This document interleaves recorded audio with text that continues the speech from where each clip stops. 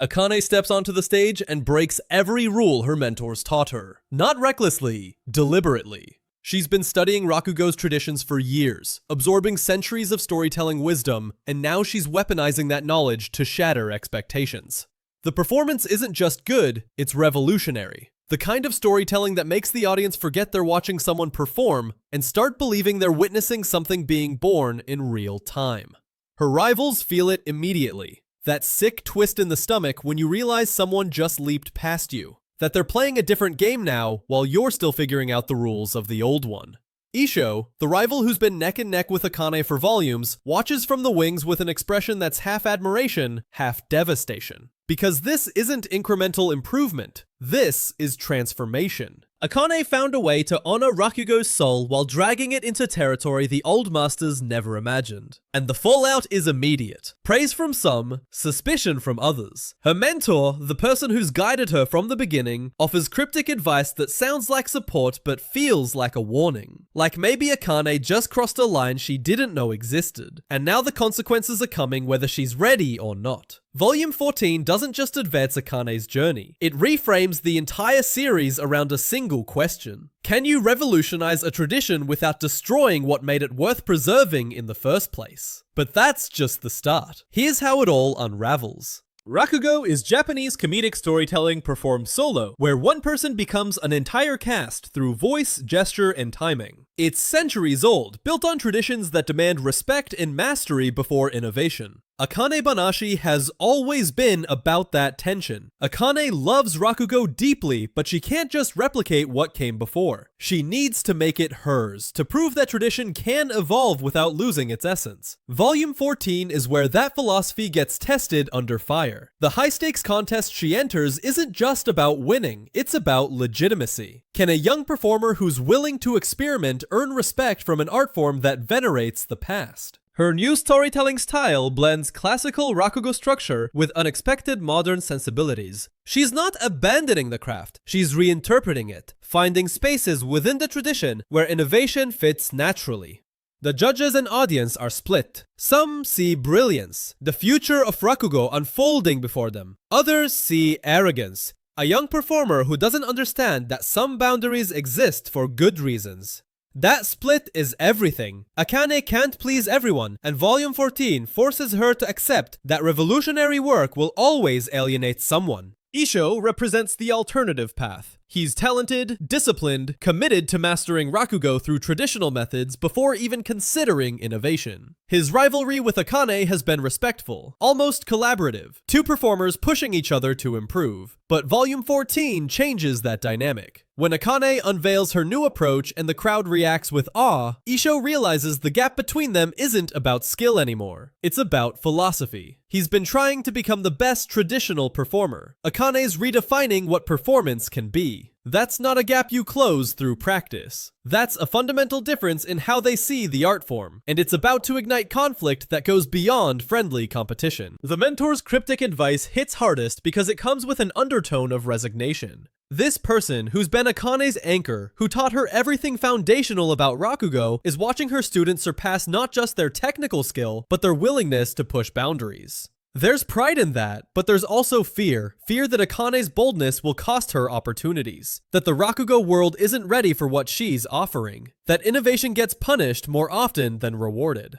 The hints about possible retirement add weight. If Akane's mentor steps back now, she loses her safety net right when she's taking the biggest risks of her career. The dojo hierarchy matters because Rakugo isn't just about individual performers. It's a community with politics, traditions, unspoken rules about who gets opportunities and who doesn't. Akane's performance is making waves that could disrupt that structure. If she becomes too successful too fast, if her new style attracts attention that bypasses the traditional gatekeepers, she might fracture the dojo itself. Some will support her, others will see her as a threat to everything they've built their identities around. Volume 14 is setting up a scenario where Akane's talent becomes the catalyst for institutional crisis. Akane's performance being labeled revolutionary matters because it shifts her from promising student to potential disruptor. Up until now, she's been the underdog, talented but still learning, earning respect through hard work and gradual improvement. This volume changes the narrative. She's not chasing the established performers anymore. They're reacting to her. That shift in power dynamics is seismic. Rivals who saw her as competition now see her as existential threat. Mentors who saw her as protege now see her as someone who might outgrow their teachings. Akane didn't just win a contest, she announced that the old hierarchy doesn't apply to her anymore. Issho's reaction is the emotional core because he represents everyone who plays by the rules and suddenly realizes the game is changing.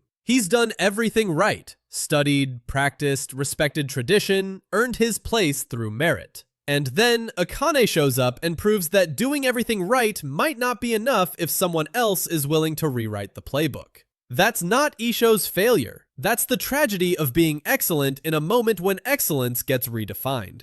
His face-off with Akane isn't just rivalry, it's ideological conflict. He believes Rakugo's strength comes from preserving what works. She believes it comes from adapting to stay relevant. Both are right, both are necessary, but they can't coexist without friction. And Volume 14 is the spark that might ignite full combustion. The mentor's cryptic advice and retirement hints create a ticking clock. Akane's been able to take risks because she had a safety net. Someone who believed in her unconditionally, who could guide her when experiments failed. If that person steps back, Akane's alone in uncharted territory. That's terrifying and necessary. She can't become the revolutionary performer she's trying to be if she's always looking over her shoulder for approval. But losing that anchor before she's fully ready could lead to disaster. The mentor knows this. That's why the advice feels like a warning. They're not telling Akane to stop. They're telling her to understand the cost of the path she's chosen. The fan theory about a dojo split is fascinating because it addresses the institutional reality of what Akane's doing. Tradition-based art forms survive through organizations that preserve and transmit knowledge. If Akane's approach divides the dojo into traditionalists versus innovators, the organization itself might fracture. Some performers will follow her, believing Rakugo needs to evolve to survive. Others will double down on tradition, arguing that without roots, there's nothing to preserve. That split wouldn't just be about Akane. It would be about the future of Rakugo itself within the manga's universe. Can the art form accommodate both approaches? Or does choosing one path mean abandoning the other? The mentor versus pupil showdown theory hits differently because it's not about antagonism. It's about legacy. If Akane's mentor genuinely retires or steps back, they're watching their life's work get reinterpreted by the person they trained. That's beautiful and heartbreaking. Seeing your student succeed beyond your wildest hopes while also moving in directions you never would have chosen, that's the ultimate test of whether you were teaching technique or teaching independence.